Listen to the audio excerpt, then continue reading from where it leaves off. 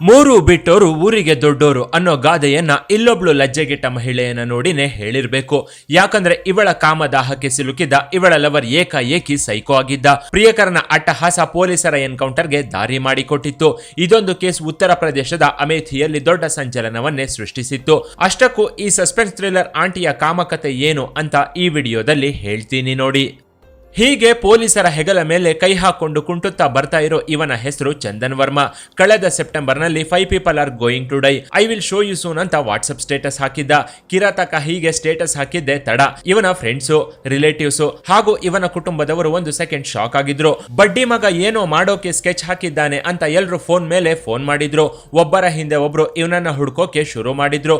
ಕೆಲವರು ಪೊಲೀಸರಿಗೆ ವಿಷಯ ತಿಳಿಸಿದ್ರು. ಪೊಲೀಸರು ಕೂಡ ಕಣ್ಣಿಗೆ ಎಣ್ಣೆ ಬಿಟ್ಕೊಂಡು ಹುಡುಕಿದ್ರು. ಚಂದನ್ ವರ್ಮನ ಕೂದಲು ಕೂಡ ಸಿಕ್ಕಿರ್ಲಿಲ್ಲ. ಬಳಿಕ ನೋಯ್ಡಾದ ಹೋಟೆಲ್ನಲ್ಲಿ ಓರ್ವ ಯುವಕ ನೇಣು ಬಿಗಿದುಕೊಂಡು ಆತ್ಮಹತ್ಯೆ ಮಾಡಿಕೊಂಡಿದ್ದಾನೆ ಅನ್ನೋ ಸುಳ್ಳು ಸುದ್ದಿ ಹಬ್ಬಿತ್ತು. ಇದಾದ್ಮೇಲೆ ಒಂದೊಂದೇ ವೈರಲ್ ಸುದ್ದಿಗಳು ಹಂಗಾಮವನ್ನೇ ಸೃಷ್ಟಿಸಿದ್ವು. ಇದೇ ಹೊತ್ತಲ್ಲಿ ಅಮೇಥಿ ಪೊಲೀಸ್ ಸ್ಟೇಷನ್ಗೆ ಬಂದ ಫೋನ್ ಕಾಲ್ನಿಂದ ಪೊಲೀಸರಿಗೆ ಬೆವರಿಳಿದು ಹೋಗಿತ್ತು. ಪೊಲೀಸರಿಗೆ ಫೋನ್ ಮಾಡಿದ್ದ ಚಿಲ್ಲರೆ ಅಂಗಡಿಯ ಮಾಲೀಕ ಇಲ್ಲಿ ಗನ್ ಸೌಂಡ್ ಕೇಳಿಸ್ತು. 5-6 ಸಲ ಯಾರನ್ನು ಶೂಟ್ ಮಾಡಿದ್ರು ಅನ್ಸುತ್ತೆ, ಬೇಗ ಬನ್ನಿ ಅಂತ ಹೇಳಿ ಫೋನ್ ಕಟ್ ಮಾಡಿದ್ದ. ಡೀಟೇಲ್ಸ್ ತಗೊಂಡ ಪೊಲೀಸರು 5 ನಿಮಿಷದಲ್ಲೇ ಸ್ಪಾಟ್ಗೆ ಬಂದಿದ್ರು. ಯಾಕಂದ್ರೆ ಶೂಟ್ಔಟ್ ನಡೆದ ಸ್ಥಳಕ್ಕೂ ಪೊಲೀಸ್ ಸ್ಟೇಷನ್ಗೂ ಜಸ್ಟ್ 1 ಕಿಲೋಮೀಟರ್ ದೂರ ಇತ್ತಷ್ಟೇ. ಆದ್ರೆ ಪೊಲೀಸರು ಸ್ಪಾಟ್ಗೆ ಬರುವಷ್ಟರಲ್ಲಿ ಗನ್ನಿಂದ ಬುಲೆಟ್ ಹಾರಿಸಿದ್ದ ಕೊಲೆಗಾರ ತನ್ನ ಬೈಕ್ ಹತ್ತಿ ಎಸ್ಕೇಪ್ ಆಗಿದ್ದ. ಶೂಟ್ಔಟ್ ಸದ್ದು ಕೇಳಿಸಿದ ಮನೆಯ ಒಳಗೆ ಹೋದ ಪೊಲೀಸರು ಬೆಚ್ಚಿ ಬಿದ್ದಿದ್ರು. ಯಾಕಂದ್ರೆ ಆ ಮನೆಯಲ್ಲಿ ಗಂಡ, ಹೆಂಡತಿ, 2 ಮಕ್ಕಳು ಹೆಣವಾಗಿದ್ರು. ಹಂತಕನೊಬ್ಬ 34 ವರ್ಷದ ಸುನಿಲ್ ಕುಮಾರ್ ಎಂಬಾತನ ಮೇಲೆ 3 ಸುತ್ತು ಗುಂಡು ಹಾರಿಸಿ ಕೊಂದಿದ್ದ. ಈತನ ಹೆಂಡತಿ ಪೂನಂ ಭಾರತಿ ಮೇಲೂ 3 ಸುತ್ತು ಗುಂಡು ಹಾರಿಸಿದ್ದ.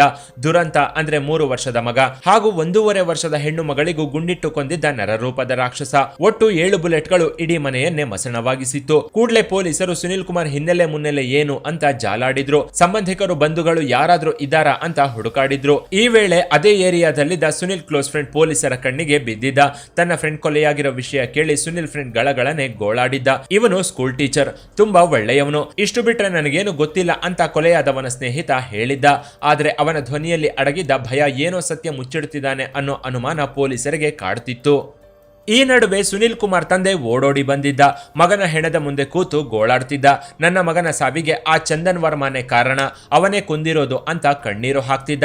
ಇದನ್ನ ಕೇಳಿಸಿಕೊಂಡ ಪೊಲೀಸರು ಈ ಚಂದನ್ ವರ್ಮಾ ಯಾರು ಅಂತ ಬೆನ್ನು ಬೀಳ್ತಿದ್ದಂತೆ ವಾಟ್ಸ್ಆಪ್ ಸ್ಟೇಟಸ್ ನೆನಪಿಗೆ ಬಂದಿತ್ತು. 5 people are going to die, I will show you soon ಅಂತ ವಾಟ್ಸ್ಆಪ್ ಸ್ಟೇಟಸ್ ಹಾಕಿದ್ದ ಪಾತಕಿಯ ನೆನಪಾಗಿತ್ತು. ಹಂತಕ ಯಾರು ಅನ್ನೋ ಕ್ಲೂ ಸಿಕ್ಕರು ಪೊಲೀಸರಿಗೆ ಮತ್ತೆ ನಡುಕ ಶುರುವಾಗಿತ್ತು.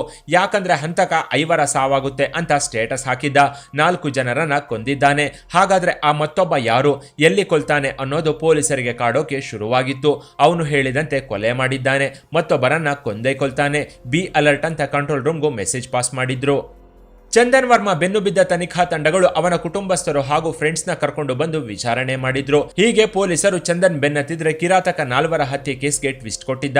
ಕೊಲೆಯಾದ ಸುನಿಲ್ ಪತ್ನಿ ಪೂನಂ ಜೊತೆಗಿನ ಖಾಸಗಿ ಫೋಟೋಗಳನ್ನ ತನ್ನ ಫ್ರೆಂಡ್ಸ್ಗೆ ಶೇರ್ ಮಾಡಿದ್ದ. ಇದೇ ಫೋಟೋಗಳು ಪೊಲೀಸರ ಫೋನ್ಗೂ ಬಂದಿತ್ತು. ಇಬ್ಬರ ಫೋಟೋಗಳನ್ನ ನೋಡಿದ ಪೊಲೀಸರಿಗೆ ಇನ್ನಷ್ಟು ತಲೆ ಕೆಟ್ಟಿತ್ತು. ಕೊಲೆಗಾರನಿಗೆ ಸತ್ತ ಪೂನಂ ಭಾರತಿ ಜೊತೆ ಅಕ್ರಮ ಸಂಬಂಧ ಇದ್ದಿದ್ದೆ, ಆದ್ರೆ ಗಂಡನ ಜೊತೆಗೆ ಅವಳನ್ನು ಯಾಕೆ ಕೊಂದ? ಮಕ್ಕಳಾದ್ರೂ ಏನು ಮಾಡಿದ್ರು? ಇಡೀ ಫ್ಯಾಮಿಲಿನೇ ಕೊಲ್ಲುವಷ್ಟು ದ್ವೇಷವಾದ್ರೂ ಏನಿತ್ತು ಅನ್ನೋ ಅನುಮಾನ ಇಲ್ಲಿ ಪೊಲೀಸರಿಗೆ ಇನ್ನಿಲ್ಲದಂತೆ ಕಾಡಿತ್ತು. ಹೀಗೆ ಪೊಲೀಸರು ತಮಗೆ ಕಾಡಿದ್ದ ಎಲ್ಲಾ ಪ್ರಶ್ನೆಗಳಿಗೂ ಉತ್ತರ ಹುಡುಕೋಕೆ ಶುರು ಮಾಡ್ತಿದ್ದಂತೆ ಕೊಲೆಯಾದ ಸುನಿಲ್ ತಂದೆ ಅಸಲಿ ವಿಷಯವನ್ನ ಬಾಯ್ಬಿಟ್ಟಿದ್ದ. ಸ್ಕೂಲ್ ಟೀಚರ್ ಆಗಿದ್ದ ಸುನಿಲ್ ಓರ್ವ ದಲಿತ. ಕೆಲ ದಿನಗಳ ಹಿಂದೆ ಕೊತ್ವಾಲ್ ಪೊಲೀಸ್ ಸ್ಟೇಷನ್ ನಲ್ಲಿ ಚಂದನ್ ವರ್ಮಾ ಮೇಲೆ ಕಂಪ್ಲೇಂಟ್ ಕೊಟ್ಟಿದ್ದ ಅನ್ನೋ ವಿಷಯವನ್ನ ಸುನಿಲ್ ತಂದೆ ಪೊಲೀಸರ ಮುಂದೆ ಹೇಳಿದ್ದ. ಕೂಡಲೇ ಪೊಲೀಸರು FIR ತೆಗೆಸಿ ಓದ್ತಿದ್ದಂತೆ ರೋಚಕ ವಿಷಯಗಳೇ ರಿವೀಲ್ ಆಗಿದ್ವು. ಕೊಲೆ ಪಾತಕಿ ಚಂದನ್ ವರ್ಮಾ ವಿರುದ್ಧ ಸುನಿಲ್ SC/ST ಕೇಸ್ನ ದಾಖಲಿಸಿದ್ದ. ಇಷ್ಟಕ್ಕೂ ಇಬ್ಬರ ಮಧ್ಯೆ ನಡೆದಿದ್ದು ಇಷ್ಟೇ. ಇದೇ ವರ್ಷ ಸೆಪ್ಟೆಂಬರ್ 18ರಂದು ಹುಷಾರಿಲ್ಲ ಅಂತ ಸುನಿಲ್ ಸ್ಕೂಲ್ಗೆ ಹಾಫ್ ಡೇ ಲೀವ್ ಹಾಕಿ ಮನೆಗೆ ಬಂದಿದ್ದ. ಇನ್ನೇನು ಮನೆ ಬಾಗಿಲು ಬಡಿಬೇಕು ಅನ್ನುವಷ್ಟರಲ್ಲಿ ಮನೆ ಹೊರಗೆ ಇದ್ದ ಗಂಡಸಿನ ಚಪ್ಪಲಿ ಸುನಿಲ್ ಕಣ್ಣಿಗೆ ಬಿದ್ದಿತ್ತು. ಒಳಗೆ ಯಾರೋ ಇದ್ದಾರೆ ಅನ್ನೋ ಅನುಮಾನದಲ್ಲೇ ಸುನಿಲ್ ಮನೆ ಬಾಗಿಲು ತಟ್ಟದೆ ಕಿಟಕಿಯಿಂದ ಮನೆ ಒಳಗೆ ಇಣುಕಿ ನೋಡಿದ್ದ. ಹೀಗೆ ನೋಡಿದವನು 1 ಸೆಕೆಂಡ್ ಶಾಕ್ ಆಗಿದ್ದ. ಯಾಕಂದ್ರೆ ಸುನಿಲ್ ಹೆಂಡತಿ ಪೂನಂ ಬೆತ್ತಲಾಗಿ ಚಂದನ್ಗೆ ಕಾಲೆತ್ತಿ ಕಾಮದಾಹದಲ್ಲಿ ಮುಳುಗಿ ತೇಲ್ತಿದ್ಲು. ತೊಡೆಗಳ ಮಧ್ಯೆಯಿಂದ ಜಾರಿದ ಕಾಚ ಒಂದ್ ಕಡೆ ಆದ್ರೆ ಅಡ್ಡ ಬರ್ತಿದೆ ಅಂತ ಕೆಳಗೆ ಎಳೆದು ಬಿಸಾಕಿದ್ದ ಬ್ರಾ ಒಂದು ಕಡೆ ರೂಮಲ್ಲಿ ಬಿದ್ದಿತ್ತು. ತನ್ನ ಬಾಯ್ ಫ್ರೆಂಡ್ ಜೊತೆ ಬೆತ್ತಲಾಗಿ ಮಲಗಿದ್ದ ಭಾರತಿ ಪೂನಂ ಮಠ ಮಧ್ಯಾಹ್ನವೇ ಬಾಯ್ ಫ್ರೆಂಡ್ ಜೊತೆ ಮಿಲನ ಮಹೋತ್ಸವದಲ್ಲಿ ಮುಳುಗಿ ತೇಲ್ತಿದ್ಲು. ರಸಗಳಿಗೆ ಇಲ್ಲಿ ತೇಲಾಡ್ತಿದ್ದ ಈ ಜೋಡಿ ಇನ್ನೇನು ಮಧುರ ಕ್ಷಣದ ತುತ್ತ ತುದಿಗೆ ತಲುಪಬೇಕು ಅನ್ನುವಷ್ಟರಲ್ಲಿ ಪೂನಂ ಗಂಡ ಸುನಿಲ್ ಇವರ ಸರಸ ಸಲಾಪ ನೋಡಿ ಕೆರಳಿ ಕೆಂಡವಾಗಿದ್ದ. ಅದೇ ಕೋಪದಲ್ಲೇ ಸುನಿಲ್ ಬಾಗಿಲು ಬಡಿತಾ ಜೋರಾಗಿ ಕೂಗಾಡಿದ್ದ. ಗಂಡ ಬರ್ತಿದ್ದಂತೆ ಎದ್ನೋ ಬಿದ್ನೋ ಅಂತ ಬಟ್ಟೆ ಹಾಕೊಂಡ ಪೂನಂ ಭಯದಲ್ಲೇ ಬಂದು ಬಾಗಿಲು ತೆಗೆದಿದ್ಲು. ಇತ್ತ ಬಾಗಿಲ ಹಿಂದೆ ಅಡಗಿ ನಿಂತಿದ್ದ ಚಂದನ್ ತನ್ನ ಪ್ರೇಯಸಿಯ ಗಂಡ ಸುನಿಲ್ ಒಳಗೆ ಬರ್ತಿದ್ದಂತೆ ಅವನನ್ನ ಜೋರಾಗಿ ತಳ್ಳಿ ಎಸ್ಕೇಪ್ ಆಗಿದ್ದ. ಇತ್ತ ಪೂನಂ ಗಂಡ ಒಳಗೆ ಏನು ಮಾಡ್ತಿದ್ದೆ ಅಂತ ಕೇಳಿದ್ದ.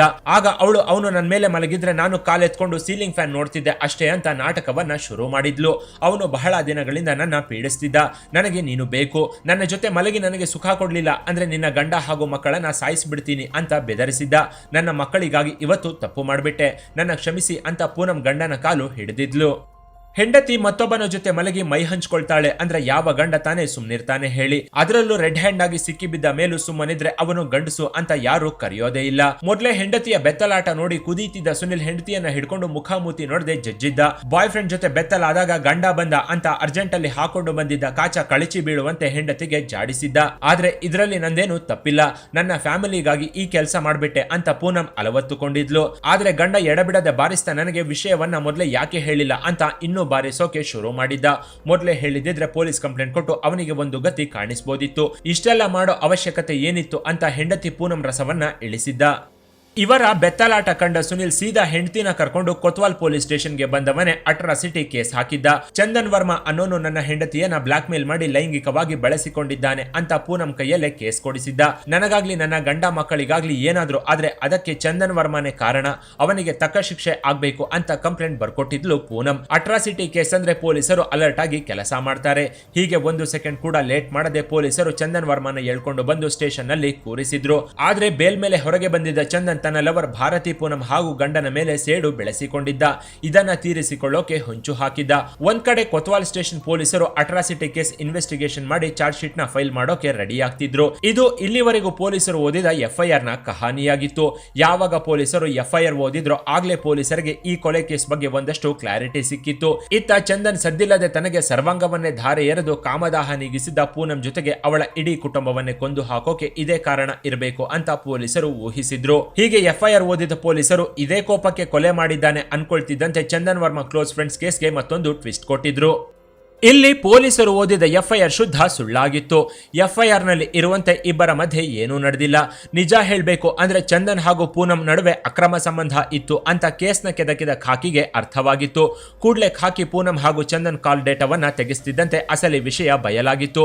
ಚಂದನ್ ಮೊಬೈಲ್ ನಲ್ಲಿ ಪೂನಂ ಜೊತೆಗಿನ ಹಸಿ ಬಿಸಿ ದೃಶ್ಯಗಳು, ಬೆತ್ತಲೆ ಫೋಟೋಗಳು, ಲಿಪ್ಲಾಕ್ ನಿಂದ ಹಿಡಿದು ಬೆತ್ತಲಾಗಿ ಹಿಪ್ಲಾಕ್ ಆಗೋವರೆಗೂ ತೆಗೆದಿರೋ ಫೋಟೋ ಹಾಗೂ ವಿಡಿಯೋಗಳು, ಬೆಡ್ರೂಮ್ ನಿಂದ ಹಿಡಿದು ಬಾತ್ರೂಮ್ ವರೆಗಿನ ಬೆತ್ತಲೆ ವಿಡಿಯೋ ಕಾಲ್ಗಳು, ಭಾರತಿ ಪೂನಂ ಹಾಗೂ ಚಂದನ್ ವರ್ಮಾ ನಡುವಿನ ಕಾಮೋತ್ಸವದ ವಿಡಿಯೋಗಳೇ ಇವರಿಬ್ಬರ ಮೊಬೈಲ್ ನಲ್ಲೂ ತುಂಬಿ ತುಳುಕ್ತಿದ್ವು.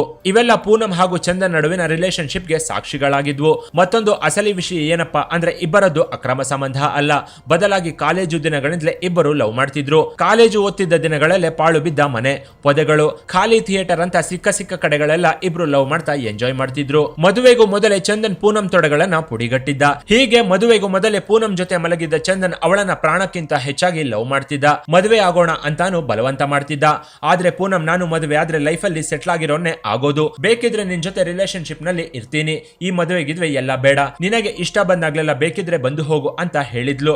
ಅದರಲ್ಲೂ ನಮ್ಮ ಮನೆಯಲ್ಲಿ ಈ ಲವ್ ಮ್ಯಾರೇಜ್ ಎಲ್ಲ ಒಪ್ಪೋದಿಲ್ಲ, ನಿನಗೆ ಎಷ್ಟು ಬೇಕೋ ಅಷ್ಟು ಸುಖ ಕೊಡ್ತೀನಿ, ನನಗೆ ಬೇಕು ಅಂದಾಗ ಕರೀತೀನಿ, ಮದುವೆ ಆಗು ಅಂತ ಮಾತ್ರ ಬಲವಂತ ಮಾಡಬೇಡ ಅಂತ ಪೂನಂ ಚಂದನ್ಗೆ ಹೇಳಿದ್ಲು. ಇದೇ ಗ್ಯಾಪ್ ಅಲ್ಲಿ ಪೂನಂ ಮನೆಯವರು ಸ್ಕೂಲ್ ಟೀಚರ್ ಸುನಿಲ್ ಅನ್ನೋನಿಗೆ ಪೂನಂನ ಗಂಟು ಹಾಕಿದ್ರು. ಪಕ್ಕಕ್ಕೆ ತಾಳಿ ಕಟ್ಟಿದ ಗಂಡ ಬಂದ್ರು ಪೂನಂ ಮಾತ್ರ ಚಂದನ್ ತೋಳ್ತಕ್ಕೆ ಸೇರೋದು ಬಿಡ್ತಿರ್ಲಿಲ್ಲ. ಇಬ್ರು ಮಕ್ಕಳಾದ್ರೂ ಇವಳ ತೆವಲು ತೀರಿಸೋಕೆ ಚಂದನ್ ಬೇಕಿತ್ತು. ಹೀಗೆ ಗಂಡ ಸ್ಕೂಲ್ಗೆ ಹೋಗ್ತಿದ್ದಂತೆ ಪೂನಂ ತನ್ನ ಬಾಯ್ ಫ್ರೆಂಡ್ ಚಂದನ್ ವರ್ಮಾನ ಮನೆಗೆ ಕರೆಸಿಕೊಂಡು ದೇಹ ಬಾಧೆಯನ್ನ ತೀರಿಸಿಕೊಳ್ತಿದ್ಲು. ಗ್ರಹಚಾರ ಕೆಟ್ಟಿದ್ರಿಂದ ಸೆಪ್ಟೆಂಬರ್ 18ರಂದು ಪೂನಂ ಗಂಡನ ಕೈಗೆ ರೆಡ್ ಹ್ಯಾಂಡ್ ಆಗಿ ಸಿಕ್ಕಿ ಬಿದ್ದಿದ್ಲು. ನನ್ನ ಕಾಮದಾಟ ಗೊತ್ತಾದ್ರೆ ಮಾನ ಮರ್ಯಾದೆ ಹೋಗುತ್ತೆ ಅಂತ ಹೆದರಿ ಸಿನಿಮಾ ಕತೆ ಕಟ್ಟಿ ಪ್ರಿಯಕರನ ಮೇಲೆ ಅಟ್ರಾಸಿಟಿ ಕೇಸ್ನ ಹಾಕಿಸಿದ್ಲು. ಇತ್ತ ಚಂದನ್ ಆಗಿದ್ದೆಲ್ಲ ಆಯ್ತು, ನನ್ ಜೊತೆ ಬಂದ್ಬಿಡು, ಊರ್ ಬಿಟ್ಟು ಓಡ್ ಹೋಗೋಣ ಅಂತ ಪೂನಂಗೆ ಫೋನ್ ಮಾಡಿದ್ದ. ಆದ್ರೆ ಪೂನಂ ನಾನು ಬರೋದಿಲ್ಲ ಅಂತ ಹೇಳಿದ್ಲು.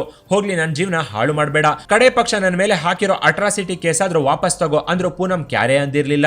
ಇದೇ ಕೋಪದಲ್ಲಿದ್ದ ಚಂದನ್ ತನ್ನ ಲವರ್ ಪೂನಂ ಜೊತೆಗೆ ಗಂಡ ಸುನಿಲ್ಗೂ ಮುಹೂರ್ತ ಇಟ್ಟಿದ್ದ. ಫುಲ್ ಲೋಡ್ ಮಾಡಿದ ಗನ್ನ ಖರೀದಿ ಮಾಡಿ ಜೇಬಲ್ಲಿ ಇಟ್ಕೊಂಡು ಲವರ್ ಮನೆಗೆ ಬಂದ ಚಂದನ್ ಮಕ್ಕಳ ಕೈಯಲ್ಲಿ ಕಾಸಿಟ್ಟು ಚಾಕ್ಲೇಟ್ ಕೊಟ್ಟು ಮುತ್ತು ಕೊಟ್ಟಿದ್ದ. ಆಗ ಪೂನಂನ ನೋಡಿ ನನ್ ಜೊತೆ ಬಾ, ನಾವಿಬ್ರು ಓಡ್ ಹೋಗೋಣ ಅಂತ ಸುನಿಲ್ ಮುಂದೆನೆ ಕರೆದಿದ್ದ. ಆದ್ರೆ ಕಿಲಾಡಿ ಪೂನಂ ಮೊದಲು ಮನೆಯಿಂದ ಹೊರಗೆ ಹೋಗು ಅಂತ ಹೇಳಿದ್ಲು. ಇದನ್ನ ಕಂಡು ಸುನಿಲ್ ಚಂದನ್ ಮೇಲೆ ಹಲ್ಲೆ ಮಾಡೋಕೆ ಮುಂದಾಗ್ತಿದ್ದಂತೆ ಜೇಬಲ್ಲಿದ್ದ ಗನ್ ತೆಗೆದು ಸುನಿಲ್ ತಲೆಗೆ 3 ರೌಂಡ್ ಬುಲೆಟ್ ನ ಇಳಿಸಿದ್ದ. ಸುನಿಲ್ ಕೆಳಗೆ ಬೀಳ್ತಿದ್ದಂತೆ ಪೂನಂ ಚಂದನ್ ಕಾಲಿಗೆ ಬಿದ್ದಿದ್ಲು. ನನ್ನ ಬಿಟ್ಬಿಡು, ನೀನು ಹೇಳ್ದಂತೆ ಕೇಳ್ತೀನಿ, ನಿನ್ ಜೊತೆ ಬರ್ತೀನಿ ಅಂತ ಅಂದಿದ್ಲು.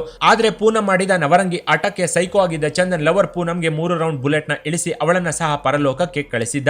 ದುರಂತ ಅಂದ್ರೆ ಸೈಕೋ ಚಂದನ್ ಇಬ್ಬರ ಮಕ್ಕಳ ಎದೆಗೂ ಗುಂಡು ಹಾರಿಸಿ ಕೊಂದಿದ್ದ. 4 ಕೊಲೆಗಳಾದ ಮೇಲೆ ಫೋನ್ ಸ್ವಿಚ್ ಆಫ್ ಮಾಡಿಕೊಂಡು ಎಸ್ಕೇಪ್ ಆಗಿದ್ದ. ಹೀಗೆ ಕೆಲ ದಿನಗಳ ಕಾಲ ಪೊಲೀಸರ ಕಣ್ಣಿಗೆ ಮಣ್ಣೆರಚಿ ಓಡಾಡ್ಕೊಂಡಿದ್ದ ಚಂದನ್ ಅಕ್ಟೋಬರ್ ತಿಂಗಳಲ್ಲಿ ನೋಯ್ಡಾ ಪೊಲೀಸರ ಕೈಗೆ ತಗಲಾಕೊಂಡಿದ್ದ. ಪೊಲೀಸರು ಚಂದನ್ನ ಅರೆಸ್ಟ್ ಮಾಡ್ತಿದ್ದಂತೆ ಇನ್ಸ್ಪೆಕ್ಟರ್ ಬಳಿ ಇದ್ದ ಗನ್ನ ಕಸಿದುಕೊಳ್ಳೋಕೆ ಯತ್ನಿಸಿದ್ದ. ಆದ್ರೆ ಇನ್ಸ್ಪೆಕ್ಟರ್ ಆರೋಪಿ ಚಂದನ್ ವರ್ಮ ತೊಡೆಗೆ ಶೂಟ್ ಮಾಡಿ ಬಂಧಿಸಿ ಜೈಲಿಗೆ ಕಳಿಸಿದ್ರು. ಕೊನೆಯದಾಗಿ ಆ 5ನೇ ವ್ಯಕ್ತಿ ಯಾರು ಅನ್ನೋದು ಹೇಳಿಲ್ಲ ಅಲ್ವಾ? ಆ ವ್ಯಕ್ತಿ ಬೇರೆ ಯಾರು ಅಲ್ಲ, ಅದು ಚಂದನ್ ವರ್ಮನೆ. ಪೂನಂ ಹಾಗೂ ಅವಳ ಗಂಡ ಮಕ್ಕಳನ್ನ ಕೊಂದ್ಮೇಲೆ ಚಂದನ್ ಆತ್ಮಹತ್ಯೆ ಮಾಡ್ಕೋಬೇಕು ಅಂತ ನಿರ್ಧರಿಸಿದ್ದ.